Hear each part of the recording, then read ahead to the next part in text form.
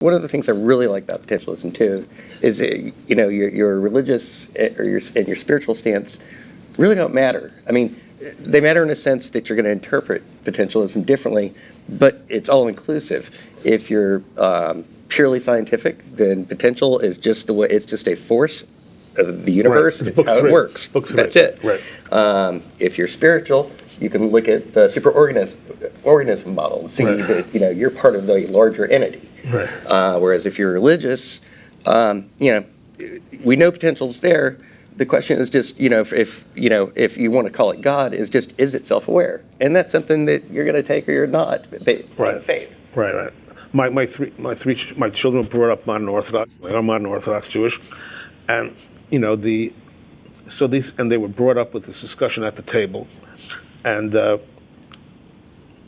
two themes presented simultaneously: the modern Orthodox upbringing and and quest potential theory.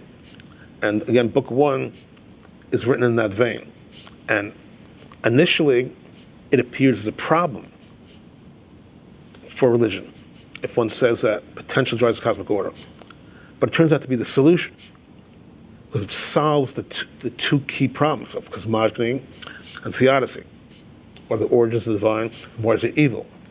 In fact, my biggest supporters, to my surprise, come from the right, the religious right, whether it's Jewish or non-Jewish, almost by shock, right? And the problem children are the hardcore atheists who can't handle direction to the universe. It undermines their theory totally, if there's a direction to the universe. It turns out their theory was undermined. The theory took two body blows.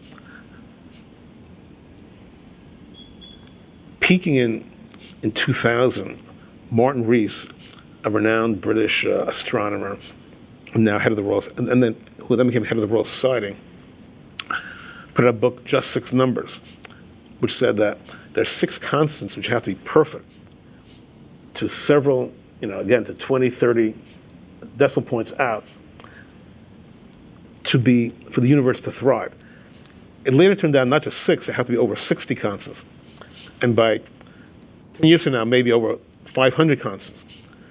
More and more constants are found necessary to be perfectly precise for our universe to be correct. So that theory, called fine-tuned universe, it reached a crescendo in 1999, 2000, when his book came out. Even though the basic concept of fine-tuned universe had been played out over the 20th century by other currently less known scientists. But in 1988, 12 years prior to Rees's book, my work came out. Summa 1 was called God and Evil, this book. And it gave an architecture to that whole concept, that quest potential drives the universe.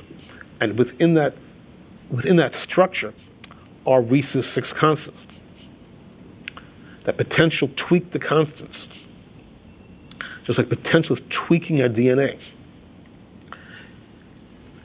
Prima facie, on the surface, Darwin felt that the most fittest of the species survived.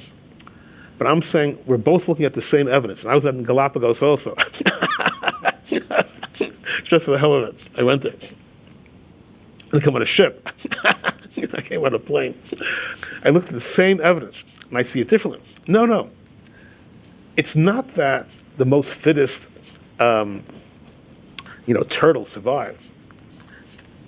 Wrong. Q4P looked at Galapagos and said, given this environment, what's the best modality turtle? And it tweaked the DNA to fit the Galapagos. So the Galapagos turtles are giant compared to the turtles in New Jersey, say. Because in different environments, Q4P is tweaking the DNA differently. And looking at the same evidence, but spinning it differently. So it's not that the dinosaurs were more survival adaptable than the slug. No. Q4P looked at the environment on Earth at that point in time and said, my best shot at extraordinariation is the dinosaur. The slug bores me. It doesn't get me to my objective. I want Star Wars. And my Star Wars entity, de jure, given the possibilities out there, is Mr. Dinosaur. And I'm going to tweak things for millions of years, millions of iterations, to get me to these dinosaurs.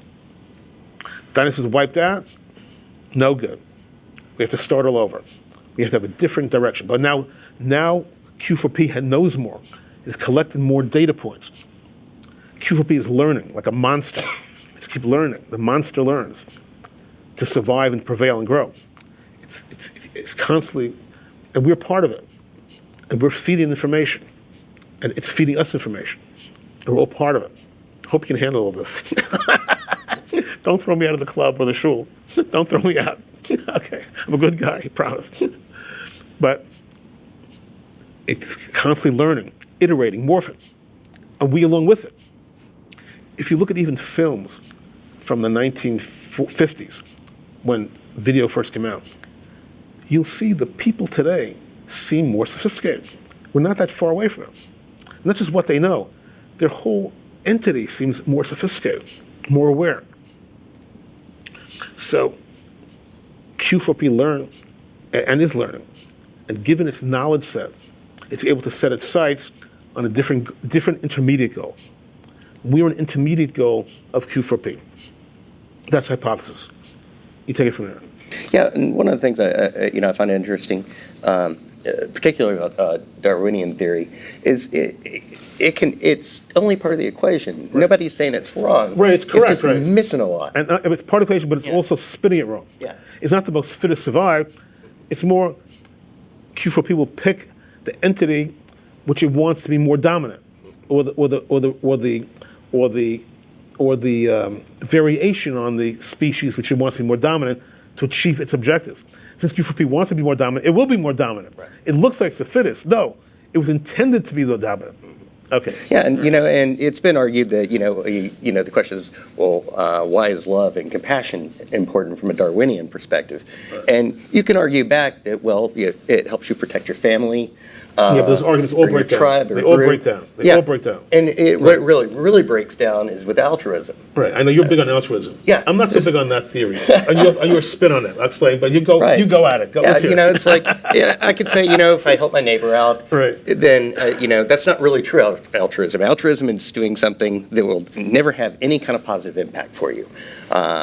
Say when you visit another town and give a guy that's homeless a cup of coffee. Right. There's no excuse for that in a Darwinian model. You have less than you started with, and you get no benefit at all. Your family doesn't get a benefit. You just gave away some of their money, and you can't explain that from a Darwinian perspective. Right.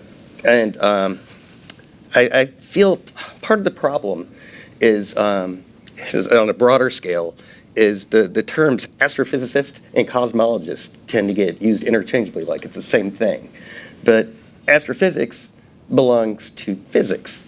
Cosmology actually belongs to philosophy. Right. It's a different discipline altogether. Right.